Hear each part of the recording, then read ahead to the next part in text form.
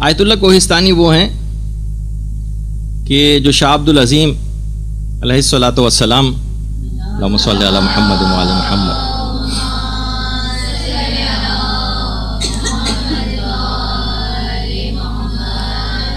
Tehran میں جن کا روضہ ہے، ان کے روضے کے احاطے میں آیت اللہ کوہستانی کی قبر مبارک ہے۔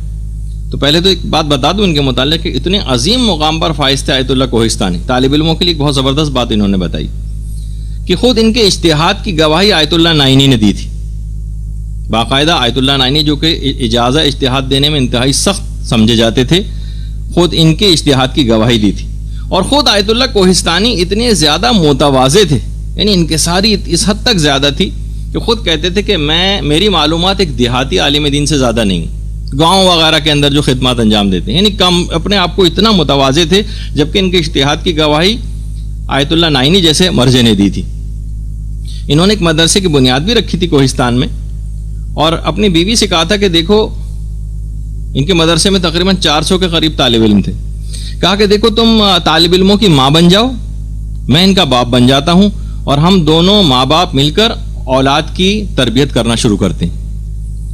اور بہت بڑا مدرسہ، تقریباً 400 طالب علم اس کے اندر تھے۔ اور ایک عالم نے باقاعدہ آیت اللہ کوہستانی کے متعلق بات ارشاد فرمائی تھی کہ آیت اللہ کوہستانی نے کوہستان کو بھی نجف بنا دیا تھا۔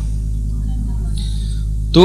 انہوں نے باقاعدہ اپنے ایک مدرسے کی دیوار پر، آج بھی ان کا جو مدرسہ ہے ان کی دیوار کے اوپر ایک جملہ لکھا ہوا ہے کہ من حرف ہائے بےہودہ را کمتر از غذائے حرام نمی دانم، میں فضول اور بےہودہ اور بے مقصد گفتگو کو حرام غذا سے کمتر نہیں سمجھتا، حرام غذا کھانے سے کمتر نہیں سمجھتا۔ یعنی جو ہم عام سی بےہودہ قسم کی، بے مقصد قسم کی باتیں کرتے ہیں، وہ فرماتے تھے کہ اس قدر یہ آپ کی روحانیت کو خراب کرنے والی چیز ہے، اور اس قدر یہ جو فضول اور عام طور پر جو بے مقصد قسم کی گفتگو ہے کہ طالب علم کو اس حد تک نقصان پہنچاتی ہے کہ انہوں نے باقاعدہ اپنے مدرسے کی دیوار کے اوپر یہ چیز لکھ کر لگا دی تھی کہ اس سے روحانیت آہستہ آہستہ ختم ہو جاتی ہے، کم ہوتے ہوتے۔ ہم عام طور پر یہ دیکھتے ہیں کہ عام خواتین تو اس کے اندر مبتلا ہیں ہی، دیندار خواتین بھی اچھی خاصی اس بیماری کے اندر مبتلا، بے مقصد اور لایانی گفتگو۔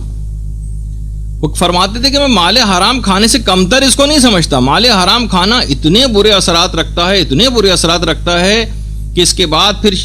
کوئی چیز اس کے اوپر اثر نہیں کرتی۔ وہ جو آپ سنتی ہیں نا کتنا زیادہ کہ امام حسین علیہ الصلوۃ والسلام نے جو فرمایا تھا لشکر یزید سے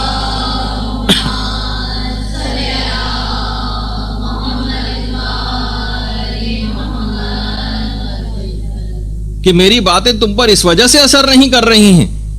کہ تمہارے پیٹ حرام چیزوں سے بھرے ہوئے ہیں۔ تو آپ خود سوچئے کہ مال حرام ایک ایسی چیز ہے کہ جو اتنے برے اثرات رکھتا ہے کہ پھر امام حسین جیسا امام معصوم کھڑا ہو کر گفتگو کر رہا ہو اور وہ اثر نہیں کر رہی ہوتی، تو پھر آپ خود سوچئے کہ اتنی زیادہ۔ اور وہ فرماتے تھے آیت اللہ کوہستانی کہ میں اس کو کمتر نہیں سمجھتا ہے، بالکل برابر کی چیز ہے، ایسے ہی جیسے آپ مستقل مال حرام کھا رہے ہو تو آپ پر کوئی چیز کبھی اثر نہیں کرے گی، کوئی نصیحت اثر نہیں کرے گی، کوئی دین کی بات آپ پر اثر نہیں کرے گی۔ جس طرح سے گناہوں میں مبتلا ہیں آپ ویسے ہی گناہوں میں مبتلا رہیں گے۔ علم کے اندر کوئی خاص مقام کو حاصل نہیں کر سکتے، کیونکہ طالب علم کے لیے یہ سب چیزیں اس کی روحانیت کو ختم کر کے رکھ دیتی، بے مقصد اور لایانی گفتگو۔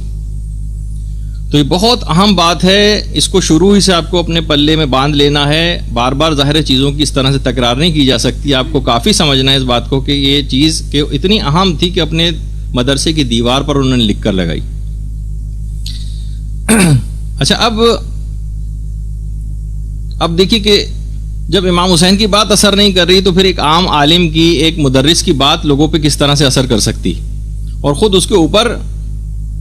لوگوں پہ کوئی اثر نہیں ہوگا، اور خود اس مدرس کے اوپر وہ خود اگر اس کے اندر مبتلا ہو تو اس کے اندر بھی کوئی روحانیت پیدا نہیں ہوگی۔